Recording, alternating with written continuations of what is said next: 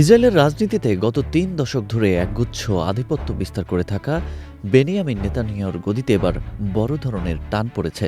ইসরায়েলের রাজনীতির দুই চিরপ্রতিদ্বন্দ্বী কিন্তু সাবেক মিত্র নাফতালি বেনেট এবং ইয়াইর লাপিদ একত্রে ঘোষণা করেছেন তাদের নতুন রাজনৈতিক দল টুগেদার, বা হিব্রু ভাষায় রিয়াহাদ।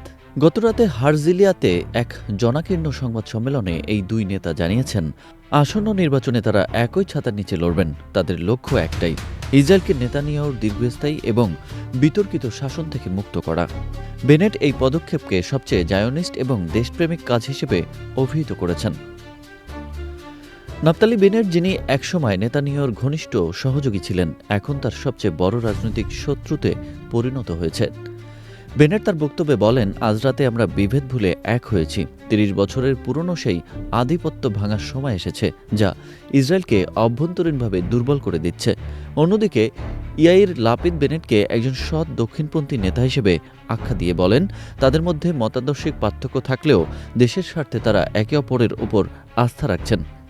এই জোট মূলত ইসরায়েলের ডানপন্থী এবং উদারপন্থী ভোটদের এক সুতোয় গাঁথায় চেষ্টা করছে, যা আগে কখনো দেখা হয়নি। রাজনৈতিক বিশ্লেষকরা বলছেন, এই নতুন দল টুগেদার ইসরায়েলি পার্লামেন্ট নেসেটে এক বিশাল পরিবর্তনের ইঙ্গিত দিচ্ছে। সর্বশেষ জরিপ বা পোলগুলোর ফলাফল নেতানিয়াহুর জন্য রীতিমতো ভয়ের কারণও হয়ে দাঁড়িয়েছে। বর্তমান জরিপ অনুযায়ী নেতানিয়াহুর লিকুদ পার্টি এবং তার ধর্মীয় জোটের আসন সংখ্যা উল্লেখযোগ্যভাবে কমে আসতে পারে। পোল বলছে, নেতানিয়াহুর জোট ১২০টি আসনের মধ্যে মাত্র ৪৯ থেকে ৫১টি আসন পেতে পারে, যা সরকার গঠনের জন্য প্রয়োজনীয় ৬১টি আসনের চেয়ে অনেক কম। অন্যদিকে বেনেট লাপিদ জোট এবং তাদের সম্ভাব্য শরিকরা মিলে ৬০ থেকে ৬৯টি আসন পাওয়ার সম্ভাবনা দেখা দিচ্ছে। অর্থাৎ নেতানিয়াহু এবার সত্যি সত্যি সংখ্যাগরিষ্ঠতা হারাতে চলেছেন।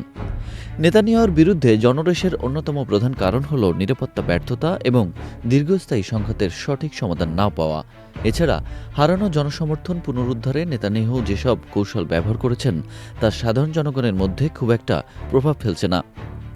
বেনেট ইতিমধ্যে সাবেক মন্ত্রী গাদি আইজেনকোট সহ অন্যান্য মধ্যপন্থী নেতাদেরও এই জোটে যোগ দেওয়ার আহ্বান জানিয়েছেন।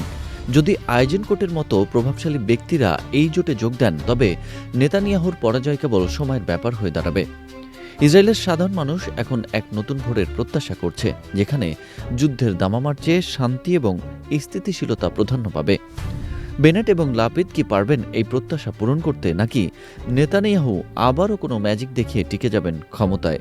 পুরো বিশ্বের চোখ এখন ইসরায়েলের এই আসন্ন নির্বাচনকে ঘিরে।